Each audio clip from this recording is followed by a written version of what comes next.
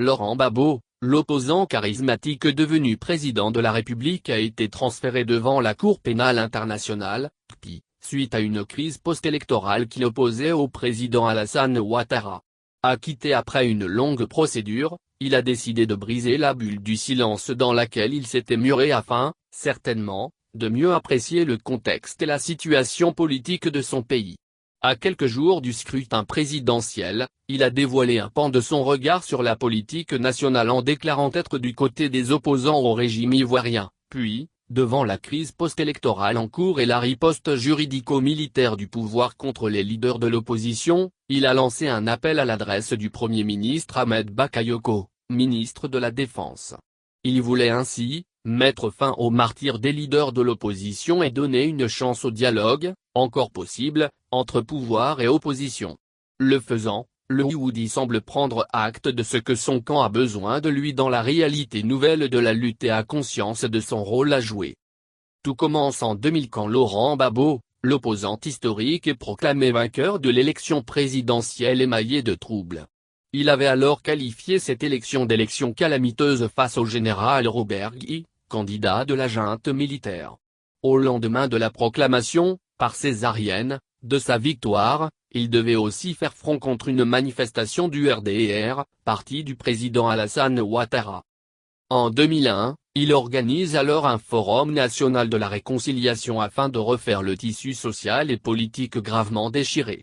Tous les leaders politiques, les grandes organisations de la société civile ivoirienne, les victimes et témoins de la crise post-électorale y ont été associés espérant ainsi libérer la parole et guérir la Côte d'Ivoire comme le disait le président Laurent Gbagbo lui-même pour justifier son initiative. Le peuple était en droit d'espérer alors que les discours de chacun qui s'est exprimé librement et suffisamment à cette tribune de vérité, garantissent la paix et un climat politique apaisé. Mais, un an seulement après, un coup d'État manqué muet en rébellion armée, va remettre les voyants au rouge. Pendant près de 10 ans, à Lomé, Marcoussis, Clébé, Accra, Pretoria puis Ouagadougou, notre classe politique s'est livrée à l'exercice de la réconciliation jusqu'à l'acquis d'une élection présidentielle en 2010. Aucun signe n'augurait d'une nouvelle crise jusqu'au second tour du scrutin. La suite est une sombre page de violence avec 3000 morts au décompte officiel des victimes. Arrêté en avril 2011, Laurent Gbagbo sera transféré devant le tribunal international de La Haye, laissant derrière lui, son épouse Simone, son fils et la quasi-totalité de ses collaborateurs retenus en prison ou contraints à l'exil.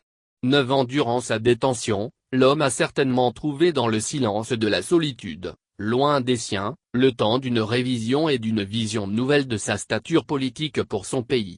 Il attendait, selon ses propres déclarations, son retour au pays avant d'intervenir dans le débat politique et sur les questions de la vie de la Côte d'Ivoire. Seulement, l'urgence et la situation de crise préélectorale a sonné comme un appel d'alarme auquel Hioudi de Mama ne saurait rester sourd. Lors d'une interview événement, il déclare son soutien à la plateforme de l'opposition dirigée par le président Henri Konan Bédié du Peu de Sirda tout en proposant un dialogue inclusif. Ce Laurent Gbagbo a montré qu'il ne s'agissait plus de lui au centre des intérêts en jeu dans son pays, mais bien de la paix et des libertés pour garantir au peuple une meilleure expression de la démocratie. Sans désespérer des Ivoiriens et conscient de son rôle dans la manifestation des opinions les plus attendues, il s'adresse au gouvernement du président Alassane Ouattara par son Premier ministre, Ahmed Bakayoko, ministre de la Défense. Il plaide pour la levée des restrictions des droits civils imposées aux leaders de l'opposition ivoirienne après la déclaration de création d'un Conseil national de transition, CNT. Il y ajoutera une dose d'émotion en signifiant l'état de santé de l'épouse du président Henri Bédié, l'un de ses adversaires d'hier sous les couleurs du RHDP aux côtés du président Alassane Ouattara. Comme en 2000.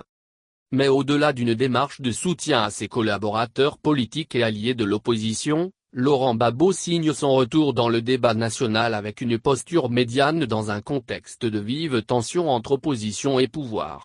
De sa présence hors du pays, il a lamement œuvré auprès des institutions internationales et des partenaires influents afin d'agir ou de faire agir au bénéfice de l'opposition et du peuple. Toutefois, il est évident que son approche sera plus modérée mais certainement plus efficace tant qu'elle n'ignore pas la réalité du terrain dont il a été longtemps éloigné.